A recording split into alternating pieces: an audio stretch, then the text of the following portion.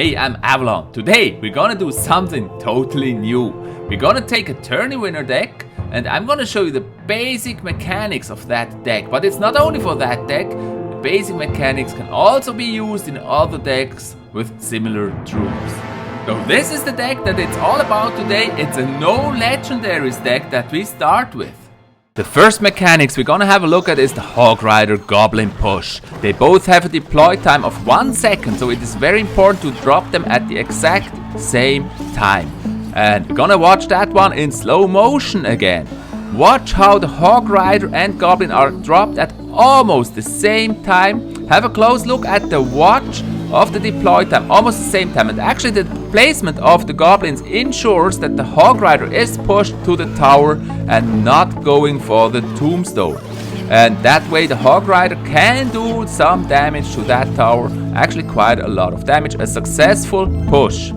Next thing we look at is how to defend the Lava Hound. Key here is the placement of the Inferno tower. It's 3 tiles and 1 tile away from the tower, and that lures the Lava Hound over to the Inferno tower. Now the second thing is to place those minions very late, actually shortly before the Lava Hound explodes. That ensures that the arrows don't hit the minions early and the Lava Pups can do no damage. And here comes another Hog Rider Goblin push again, this time on the left side again.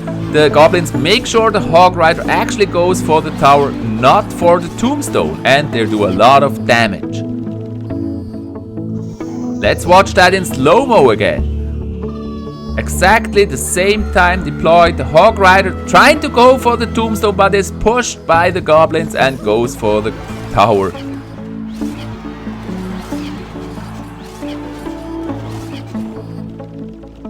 Key to victory is successful defense and counter push. Notice that the Lava Hound is now on the lane, and that's why the Inferno tower is placed a little bit different than before. But the mechanics is basically the same. Lure the Lava Hound, then place the minions at the very last moment to make sure the arrows are too late and you're actually able to defend. And there also a zap was really helpful in this moment. The Goblins taking out the miner, defending the tower. Still the tower took some damage, but now immediately a counter push as a reaction, this time with a Hog Rider and an Ice Spirit going for the tower. And here the funny thing is that Aimer does not react. He had enough elixir, but probably he knew that this game is over. Now let's have another look at that Ice Spirit Hog Rider. You can see here that the Hog Rider will turn to the tombstone, although there was the Ice Spirit, so this is not as reliable as with the Goblins. Whenever you can't do anything really with that deck, you do the Barbarians play. That makes sure that your opponent will be busy on both lines defending. And when he deploys the 3 Musketeers, that's a good chance for a nice fireball to doing a lot of damage to the 3 Musketeers, and actually they will be taken out easily. And here is another Barbarians play.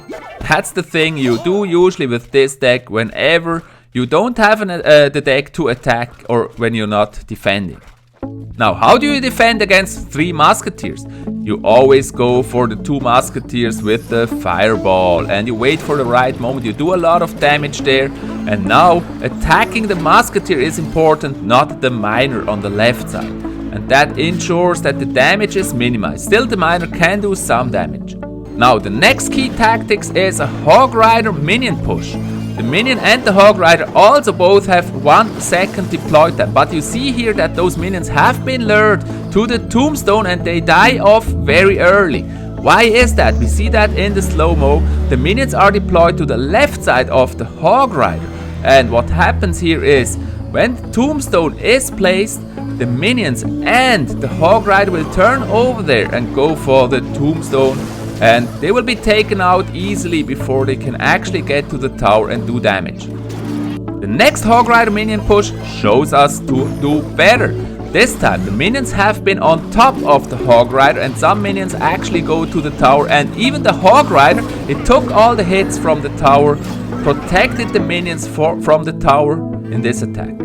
For defending a Hog Rider, the Inferno tower is placed slightly different with a distance of 2-3. And it takes out the Hog Rider quickly. And then the counter push with another Hog Rider and Goblin, but this time the opponent was ready and the Hog Rider is not able to do damage. Now, how to defend with Barbarians? Wait for the fireball to impact and then drop the Barbarians, because otherwise your Barbarians may be hit by the fireball and the Hog Rider actually gets to the tower. Another great defense is the Minion Horde. They take out a Knight very easily and the zap will not kill all of those minions. Here another strategy to attack, an Ice Spirit, Minions and Hog Rider. But unfortunately the opponent is ready and takes out the Hog Rider very easily, almost no damage done. But a great chance for a fireball there to hit the Musketeer and the tower, always a nice trade.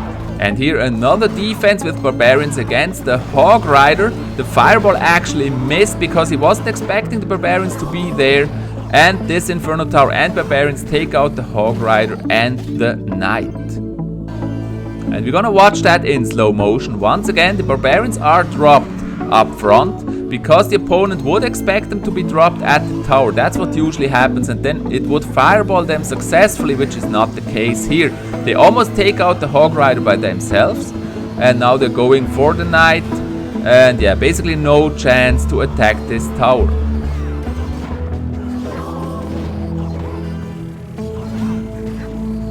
The next basic mechanics of this deck is the Hog Rider Fireball push. Again, it starts with Minions and Ice Spirit, and then the Hog Rider, the opponent will try to defend, but there is the Fireball taking out many of the defenses, and the Hog Rider is able to do some chip damage against the tower.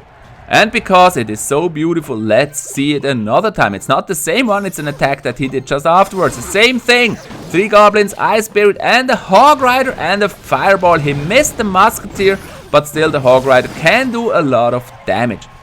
And then a nice Fireball to end the game.